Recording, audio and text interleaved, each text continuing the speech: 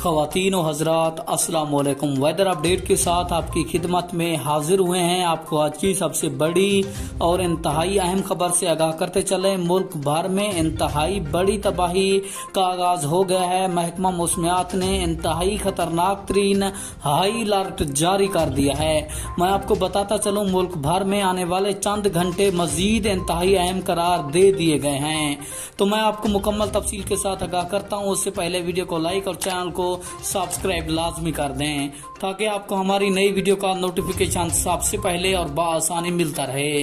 तफसीलात के मुताबिक महकमा मौसमियात ने ताज़ा तरीन रिपोर्ट शेयर की है, जिसके मुताबिक मुल्क भर में 23 जुलाई से इंतहाई खतरनाक तरीन बारिशी स्पेल दाखिल होगा, जो कि पहले और दूसरे बारिशी स्पेल से इंतहाई खतरनाक तरीन साबित होगा। मजीद बारिश कराची में होगी, जबकि उससे ज्यादा बारिश इस्लामाबाद, रावलपिंडी, आजाद कश्मीर में शदीद और खतरनाक तरीन बारिशी तूफान 23 जुलाई को दाखिल हो रहा है।